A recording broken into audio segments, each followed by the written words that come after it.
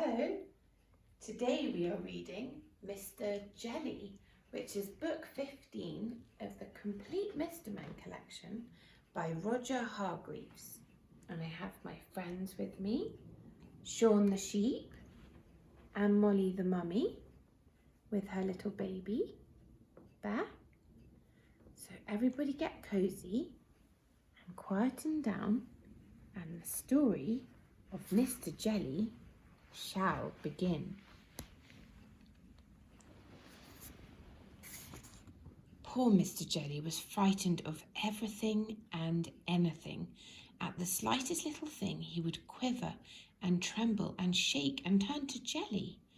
So it's not really surprising to find that Mr. Jelly lives as far away from anybody that he can find, in the middle of a wood, miles and miles from anywhere. This story begins one morning when Mr. Jelly was asleep. It was a beautiful autumn morning. The sun was shining, the leaves on the trees had turned to a glorious red, and the wind stirred gently in the treetops.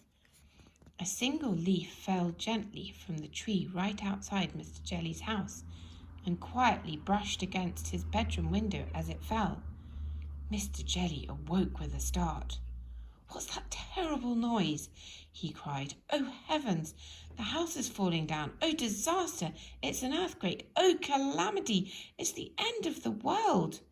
And he hid under the bedclothes, trembling with fright. After an hour, by which time he realized that his house wasn't falling down, and there wasn't an earthquake, and the world wasn't coming to an end, Mr. Jelly peeped out from under the bedclothes. "Phew," he said, "thank goodness for that." And he got up and went downstairs to make his breakfast. Mr. Jelly poured some cornflakes out of a packet into a bowl.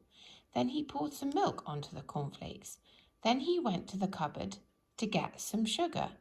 Crackle, crackle went the cornflakes in the milk. "Oh, goodness gracious," cried Mr. Jelly, diving under the kitchen table. "Oh, dear, I hear guns. Oh, calamity, it's a war." But of course it wasn't, and of course Mr. Jelly eventually came out from under the table and ate up all his cornflakes.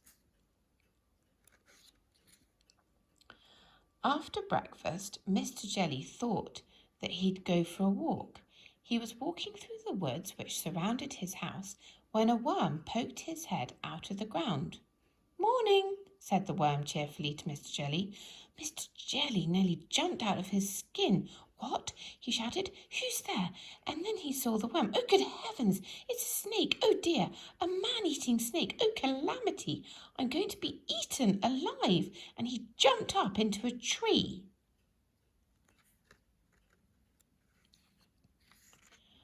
"What a performance," commented the worm, and went back into his hole.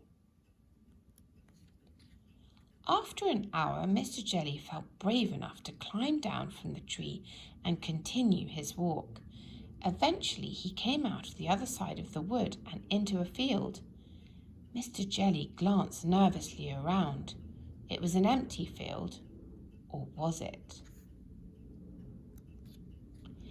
In the long grass in the middle of the field, unseen by Mr. Jelly, there was a tramp enjoying a sleep in the autumn sunshine. Mr. Jelly picked up his way cautiously through the grass. The tramp, fast asleep, snored. "What was that?" shrieked Mr. Jelly. "It's a lion! I heard it growl! Oh, goodness gracious! Oh, dear me, a lion! A huge lion! A huge lion with enormous teeth!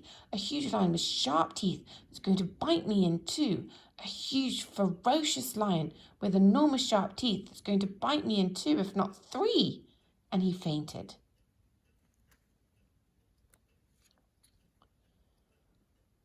All this commotion awakened the tramp, who yawned, stretched, sat up and saw Mr. Jelly lying on the ground beside him. "Oh, dear," he said, for he was a kindly tramp. "Oh, dear!" and he picked up Mr. Jelly and placed him gently in the palm of his hand. Mr. Jelly came to and sat up, rubbing his eyes. Then he saw the tramp's face looking at him. "Oh, disaster!" he screamed. "Oh, calamity! It's a giant, an ogre! Oh, gracious! He's going to have me for breakfast!" My, said the tramp gently. "You're a nervous little chap, aren't you? What's your name?"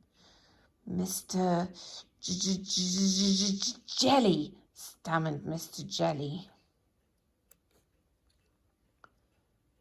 "I used to be nervous like you," said the tramp, "but I learned how not to be.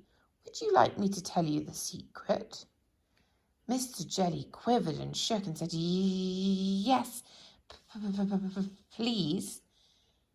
"It's very simple," continued the tramp. "All you have to do is count up to 10, and you'll find that whatever's frightening you isn't quite so frightening after all." Then he sat Mr. Jelly gently down on the grass.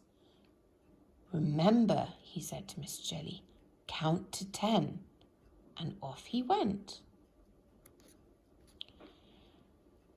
Mr. Jelly thought that it would be a very good idea if he went home immediately. Back across the field he went, back through the woods he went. He was walking through the woods when he stepped on a little twig. Snap went the twig. Mr. Jelly jumped twice his own height in terror. "What was that?" he shrieked. "That terrible snapping noise. It's a tree falling down that's going to crush me to pieces. Oh, calamity, it's a crocodile hiding in the bushes, snapping its teeth. Oh, disaster, it's a—" And then he stopped. He took a deep breath. 1, 2, 3, 4, 5, 6, 7, 8, 9, 10, he said, and saw that what had gone snap was a twig. A silly old twig. "Phew," he said. Mr. Jelly had almost reached his house when a leaf drifted gently down from a tree on top of him. "Help! Police! Murder!" he screamed. "I'm being kidnapped! Oh, calamity! It's ruffians with guns! They're going to—" And then he stopped. He took a deep breath. 1, 2, 3, 4, 5, 6, 7, 8, 9, 10. And then he saw what had fallen on him was only a leaf. Nothing but a leaf, a stupid red leaf.